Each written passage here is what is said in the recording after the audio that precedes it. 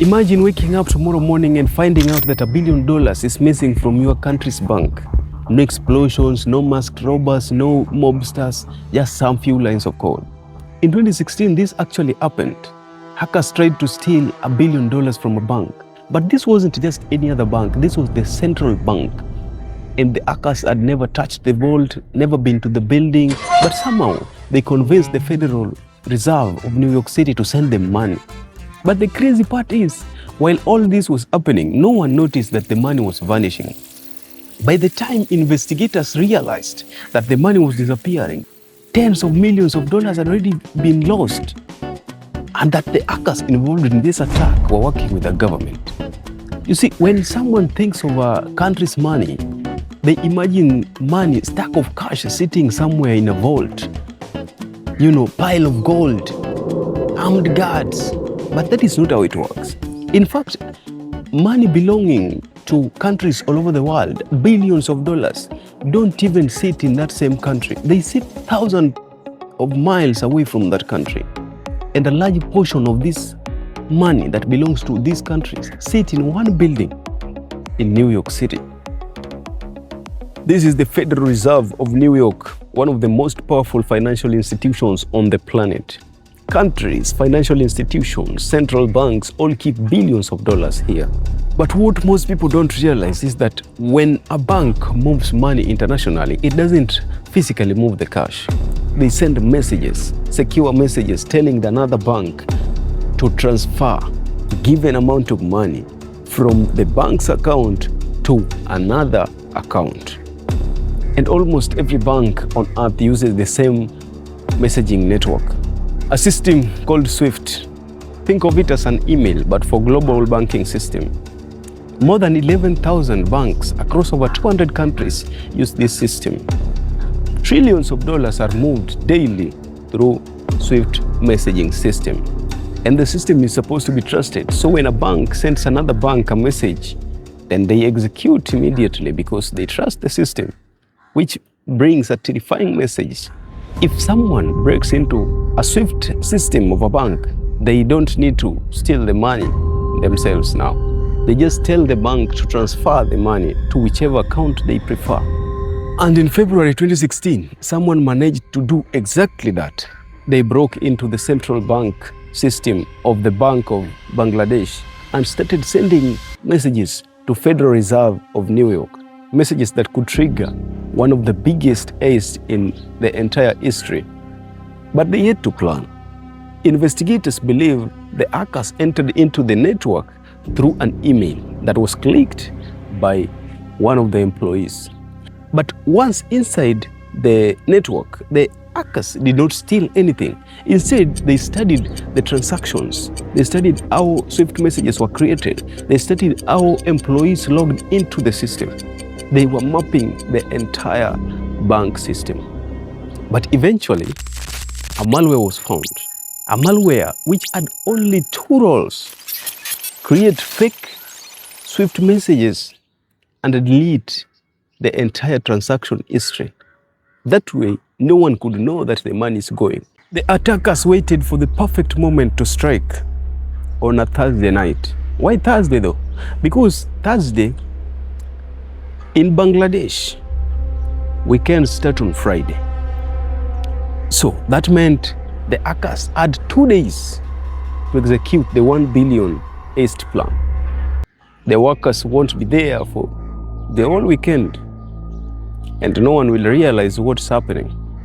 So late that Thursday night, they started executing their plan, sending messages to Federal Reserve Bank of New York, instructing it to send millions of dollars overseas. They did not just send one message, not even 5. They sent 35 messages. The cumulative amount that they requested transferred overseas was $951 million US dollars. That is steps away from $1 billion. You see, inside the Bangladesh central bank offices, it was quiet, everything normal. No one moved anything, keyboards where they were. But inside their system, inside their network, so much was happening. One after the other, messages were sent to the reserve center. instructions to send millions overseas. But the Federal Reserve had nothing to question because it has signatures from the Central Bank of Bangladesh. How can you question what works on your system? So by the time someone realized the money had already left, the money was on its way to Philippines. But something strange happened. As many transactions came in, the system began to hesitate, and the security compliance check triggered a warning. One of the destination requests had an error. The hackers, instead of writing foundation, they wrote foundation. And that single mistake led to the investigators pausing the other transactions from going through, although 81 million had already vanished from the system. So the investigators began asking, where is this money really going? So they began the investigations, which led them thousands of miles away into Philippines. The money was already sitting in 4 accounts in a small branch in Manila. But as soon as the money entered these accounts, it was already being moved, withdrawn in large chunks, turned into casino chips. And that casino chips is the detail that led these investigators to the next step of their investigation. You see, back then in Philippines, casinos were not strictly to follow the money laundering law.